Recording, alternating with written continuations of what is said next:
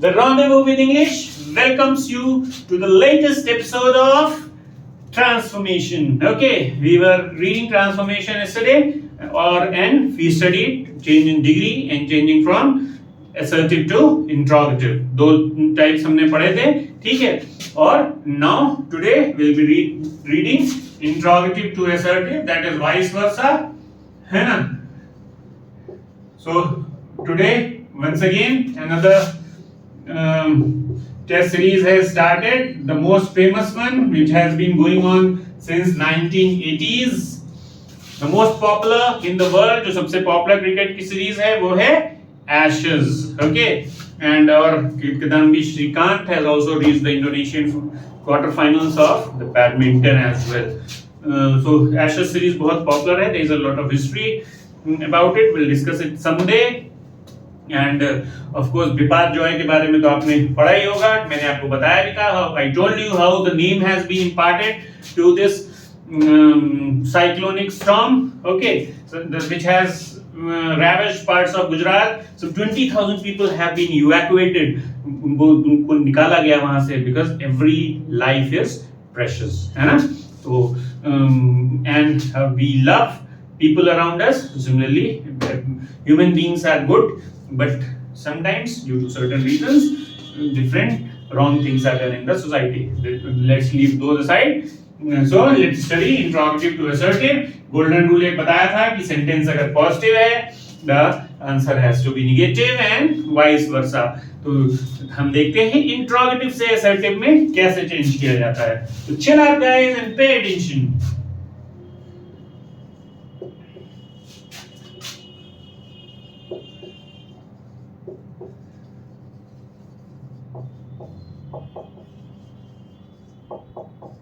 Will he win the competition? So क्या बताया था? इनकी जगहों को चेंज करना है.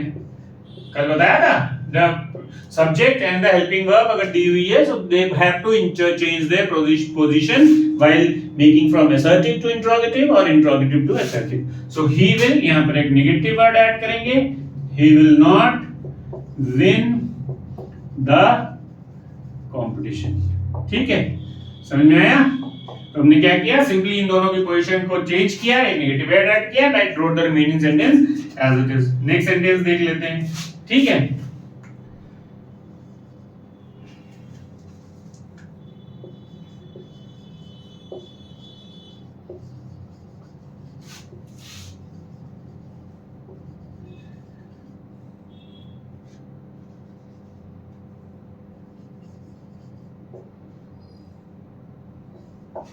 अब does she like chocolates दिया हुआ है, क्वेश्चन दिया हुआ है, क्वेश्चन क्या है, पॉजिटिव है, तो हम क्या करेंगे, we have to interchange. She does, a negative word has to be added. She does not like chocolates. ठीक, समझ में आया? So the question is in positive, so the answer has to be in negative. The helping verbs have to change their position and a negative word has to be added. The predicate has to be written as it is. समझ में आया? अब आगे देखते हैं, next kind देखते हैं इसी में. Let's see the next kind, isn't it? You know, India में HAL, हिंदुस्तान एरोनॉटिक्स लिमिटेड, जो कि हवाई जहाज के पुर्जे बनाता है. We are not self-dependent yet. We do not make any aeroplanes, but this Hindustan Aeronautics Limited, which is responsible for the framing of. We have a big industry of framing the aeroplanes, whether they are fighter or the civilian ones. So it was established very early, and it was established by Walchand. ठीक है, वॉलचंद नाम था उनका, और इसकी स्थापना हुई थी 1970s में, और इसको नाम को मैंने याद कैसे किया, वॉल मतलब दीवार और चांद मतलब मून। सो मैंने आपको बताया था one day that you have to form association if you have to learn something. कोई डिफिकल्ट नेम है, कोई different formula, if you are not learning, associate it with something, something comical, something humorous, something which makes you feel happy, जो आपको हंसा दे थोड़ा सा। तो ऐसे आपको नाम याद हो जाएगा। अगर कनेक्ट नहीं करोगे तो नेम्स रिमेंबर करना, याद रखना डिफिकल्ट होता है। ठीक है, so the third category of sentence, let's see.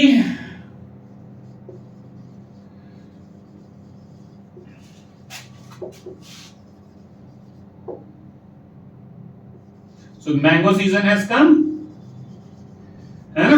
Dasheri, लंगड़ा, चौसा, स्लर्पी, स्लर्पी, जूसी मैंगो। स्लर्पी क्यों बोला?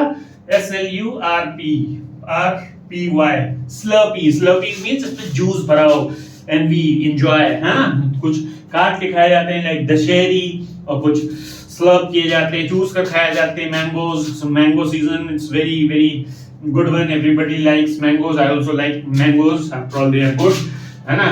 बट मुझे दशहरी उतनी ज्यादा पसंद नहीं है। I like the late bloomers, जो बाद में आते हैं mangoes, like the Lucknow Safeda, Chausa, Langra, and they are lovely, very juicy, big big mangoes are there, है ना? So who does not like mangoes? आपको कौन सा पसंद है बताइएगा कमेंट में। Who does not like mangoes? Okay, so हम क्या लिखेंगे? हु लिखा हुआ है, ठीक है? तो जब क्वेश्चन नेगेटिव में दिया हुआ है तो आंसर पॉजिटिव होगा। तो हु दिया है तो एवरीवन लिख लीजिए, क्योंकि नेगेटिव है इसलिए। अगर पॉजिटिव होता तो नो वन आता, ठीक है? एवरीवन लाइक्स मैंगोज, ठीक है? तो क्यों हु डज नॉट है, since the question is negative, so the answer will be positive. Who है तो एवरीवन हो जाएगा, क्योंकि सब्जेक्ट नोन नहीं है, ही शी नहीं है, नेम नहीं है, तो इसलिए एवरीवन लिखा। अगर क्वेश्चन पॉजिटिव होता तो आंसर नेगेटिव हो जाता। जैसे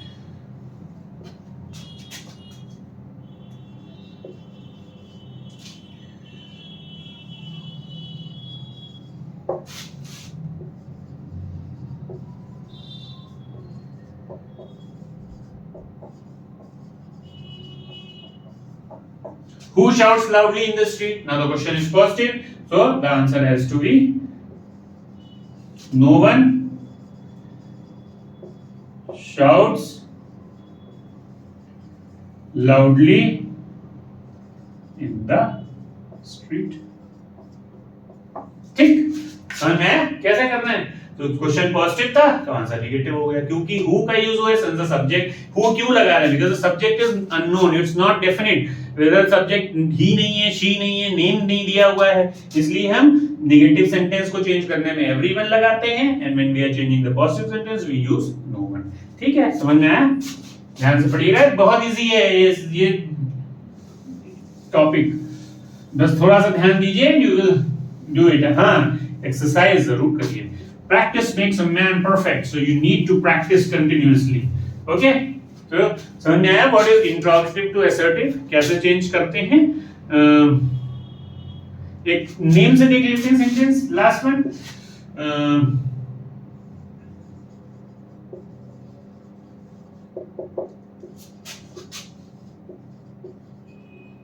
Sorry, we were doing interrogative ना?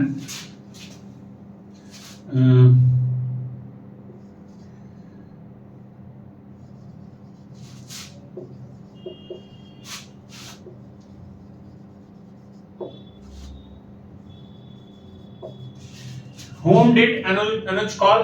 तो अब सेंटेंस क्या है? पॉजिटिव है, तो हम क्या करेंगे? सब्जेक्ट क्या है? सब्जेक्ट से लिखेंगे अनुज। सेंटेंस किस में है? पास्ट में है। अनुज डिड नॉट कॉल, और क्योंकि whom दिया हुआ था और सब्जेक्ट पहले आ चुका है तो क्या आ जाएगा? अनुज डिड नॉट कॉल एनीवन।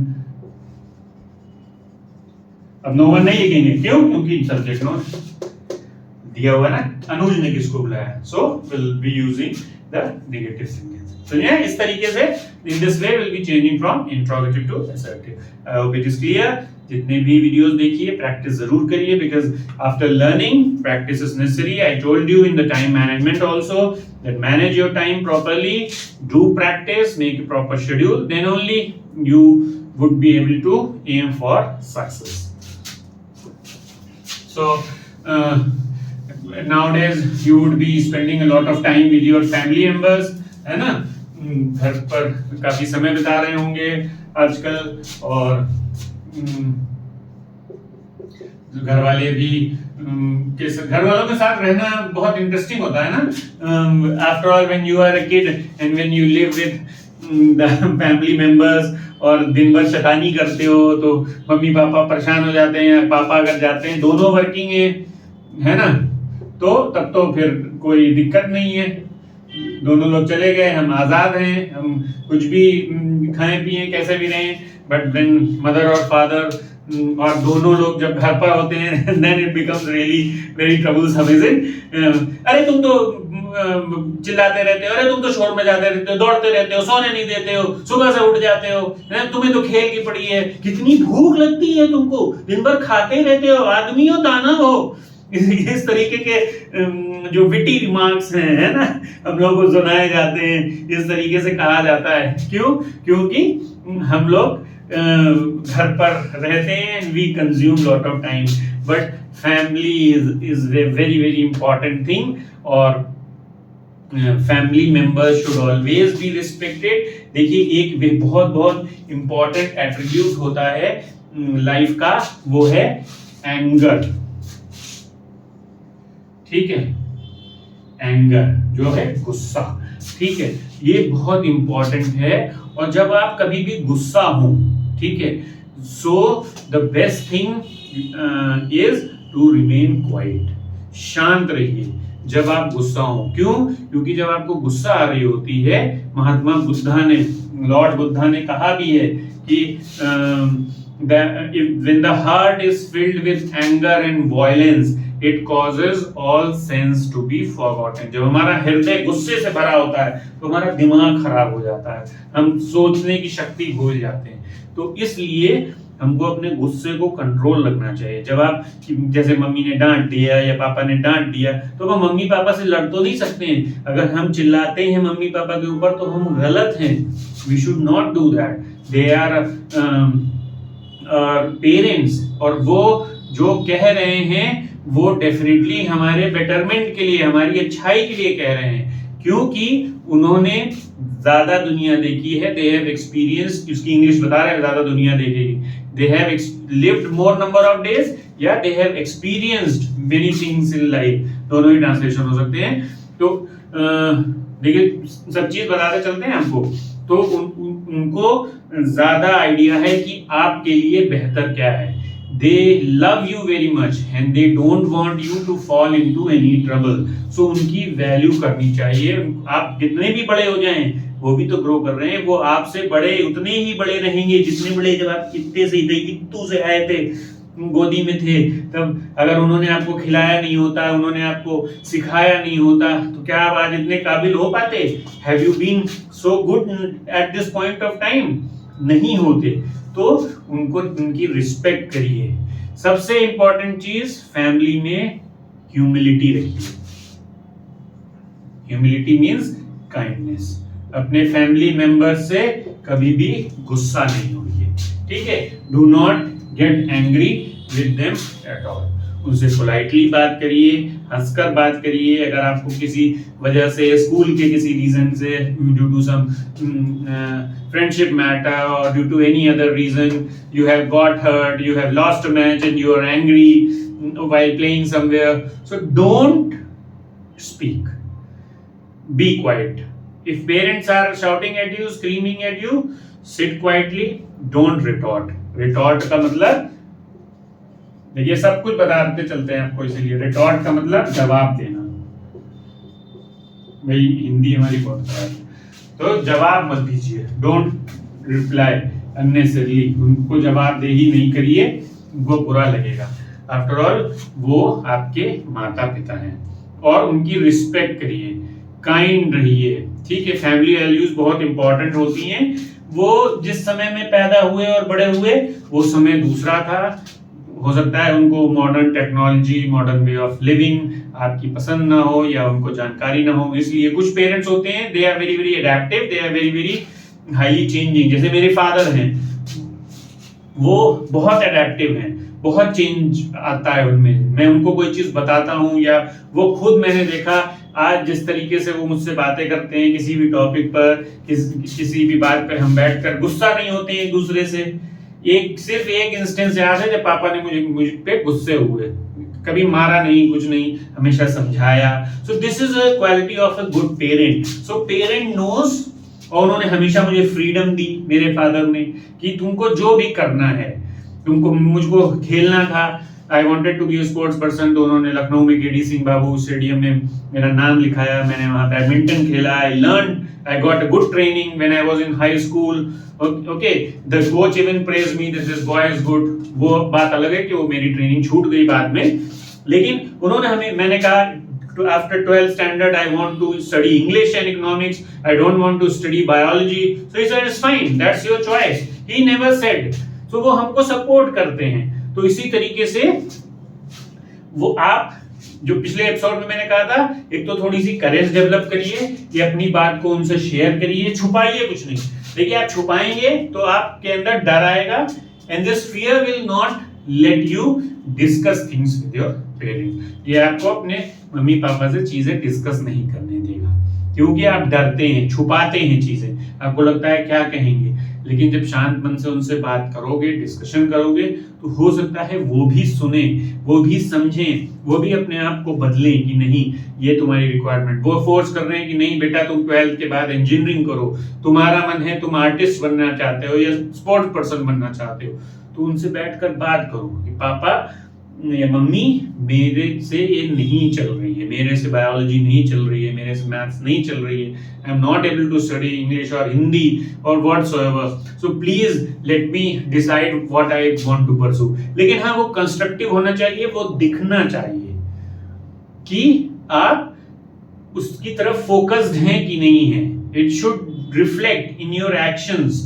ये नहीं कि हम तो दिन भर बाहर टहलते रहते हैं, दोस्तों के साथ घूमते रहते हैं, घर पे आते हैं तो फोन में जुड़ जाते हैं, कीप ऑन चैटिंग और प्लेइंग गेम। तो जब वो इस तरीके का बिहेवियर आपकी तरफ से देखेंगे, रिस्पॉन्स देखेंगे, सो डेफिनेटली फिर वो क्या करते हैं, आपके ऊपर इम्पोज करते हैं अपने एक्शंस को, अपने डिसीजन को। लेकिन जब आप कोऑपरेट करते हैं, सीरियसली स्टडी करते हैं, वो भी देखते हैं yes my child is really जुटा हुआ है वो काम करने में, तो वो आपको 100% सपोर्ट करेंगे। समझ में आया? So this is was the tip today, that you should always be kind to your parents, be very very thankful, be always ready to help them. और हेल्प तो ऐसी चीज है, मदद करना तो ऐसा एट्रीब्यूट हमारे पास, हम लोगों को, ह्यूमन बीइंग्स को मिला हुआ है कि आप कोई भी जरूरतमंद देखें उसकी मदद जरूर करें, कभी भी, और निस्वार्थ भावना से, means without any selfishness. Don't think whether I will get advantage और नॉट, मुझको ये बाद में मदद करेगा या नहीं करेगा, बट करिए उसकी मदद, जरूर करिए। पर इस पे भी हम बात करेंगे, मदद करने के एट्रीब्यूट पे, इन अपकमिंग एपिसोड्स। ये भी एक बहुत इंपॉर्टेंट एट्रीब्यूट है, and you need to learn that.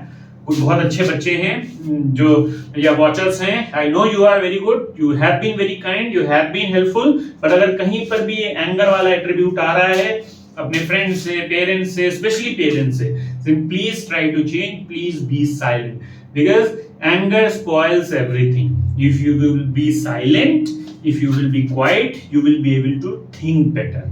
आप उसको अच्छे से मैटर को सोच पाएंगे और एक बेहतर सोल्यूशन निकाल पाएंगे।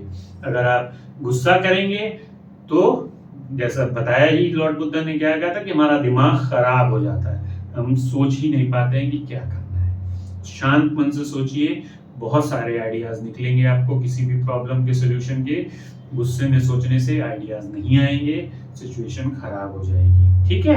आई hope you understood my point, I hope you got the tip of the day. Now let's see exclamatory to assertive sentences कैसे चेंज करना है। ठीक है?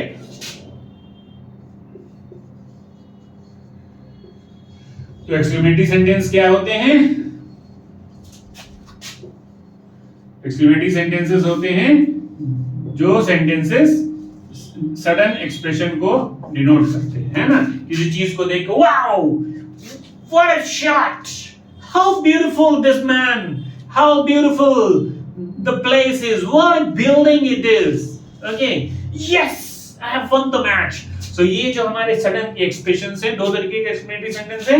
One is a complete exclamatory sentence and the second one is जो interjections के साथ use होते हैं, जो शॉर्ट वर्ड्स होते हैं ना, इंटरजेक्शन, यस, वाओ, ये, सो ये जो सडन वर्ड्स ऑफ एक्सप्रेशंस होते हैं जो किसी सडन एक्सप्रेशन, फीलिंग, इमोशन को अचानक से कोई इमोशन आया देखकर शांत कराना है, खुशी एक्सप्रेस की, ये, सो इस तरीके के wow, yes I have done it. So ये जो यस है, वाओ है, इनको क्या बोलते हैं हम? इंटरजेक्शंस बोलते हैं। ठीक है, ये दो तरीके के सेंटेंसेस होते हैं इंटरजेक्शंस में, जैसे वाओ है,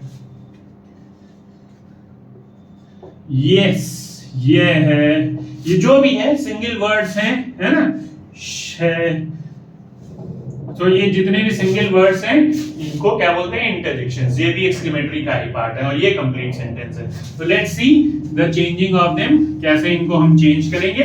एक वर्ड जनरली लोग यूज करते हैं, changement. Please don't use that word, ऐसा कोई वर्ड नहीं है। चेंजमेंट बहुत सारे लोगों के मुंह से सुना है मैंने, अच्छे अच्छे पढ़े लिखों के मुंह से, but please don't use this word changement. Changement कोई वर्ड नहीं होता है, ठीक है। तो इसको, इसमें क्या लिखा हुआ है? How beautiful the building is. तो किस चीज की बात कर रहे हैं हम? The building. तो सेंटेंस कौन से टेंस में है? किससे पता लग रहा है? वर्ब से। तो सबसे पहले सब्जेक्ट लिखेंगे द बिल्डिंग, फिर जो वर्ब दी हुई है, वर्ब किस टेंस में? प्रेजेंट, तो उसको लिख लीजिए इज। अब एक एडवर्ब ऐड करिए ब्यूटीफुल से पहले, वेरी। जो एडजेक्टिव दिया हुआ है उसको लिखिए, the building is very beautiful. बन गया sentence. How beautiful the building is exclamatory है, तो असर्टिव क्या करेंगे? जो भी सब्जेक्ट दिया हुआ है उसको लिखेंगे, जो वर्ब यूज की गई है, the verb which is used in the sentence, will be writing that verb, then will be adding an adverb and then will be, spelling गलत लिख गया हूं मैं, यहां पर भी मैं करेक्शन कर रहा हूं, ब्यूटीफुल, ठीक है। So this will be the sentence. अब second sentence देखते हैं।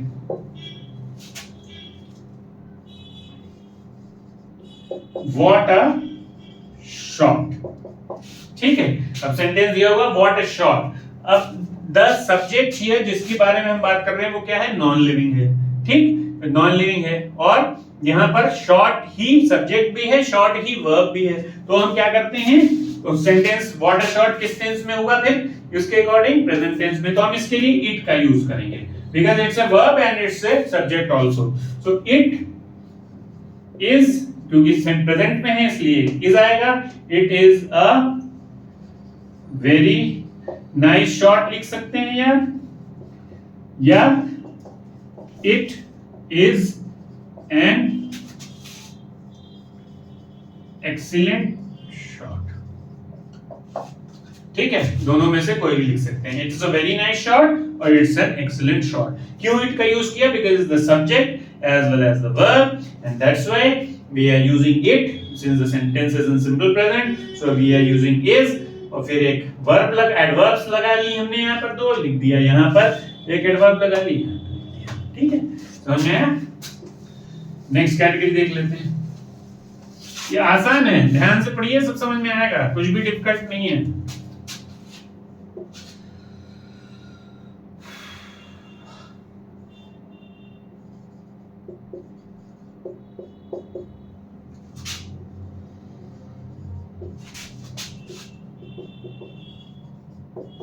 अब सेंटेंस कुछ इस तरह से दिया, ओ that I were a king, ठीक है। तो हम क्या करेंगे? आई विश लिखेंगे, क्योंकि सब्जेक्ट है किस, कौन? आई विश आई वर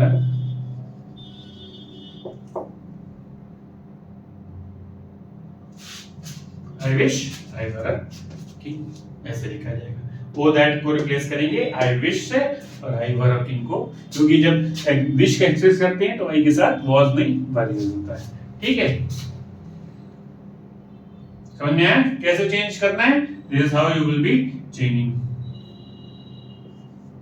एक और तरीका होता है,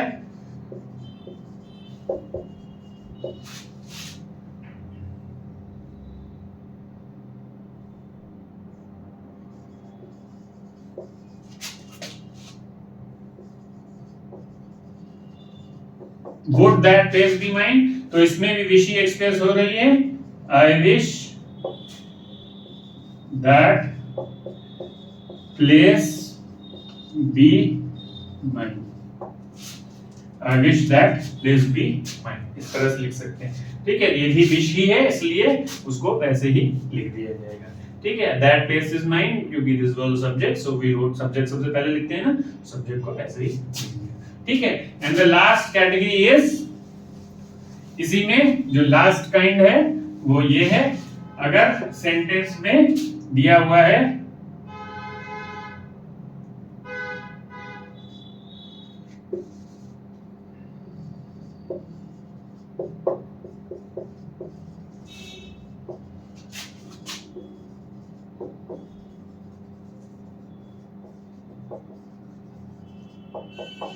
wow he has one the competition, जब इंटरजेक्शन के बाद एक असर्टिव सेंटेंस दिया हो तो क्या करेंगे, इसको पहले चेंज करेंगे,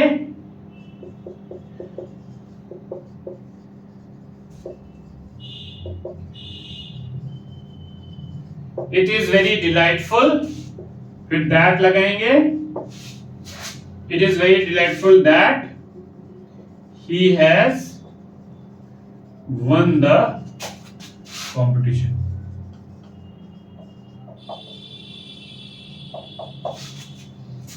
It is very delightful that he has won the competition. समझ में आया? क्या करेंगे हम, इस क्योंकि ये ज्वाइन नहीं है सेंटेंस, इसलिए इसको ज्वाइन करेंगे, वाव की जगह पर एक एडवर्ब लिखेंगे और फिर दैट लगाकर सेंटेंस को वैसे ही लिखेंगे। ठीक है, समझ में आया? Hope you have understood how to change from exclamatory to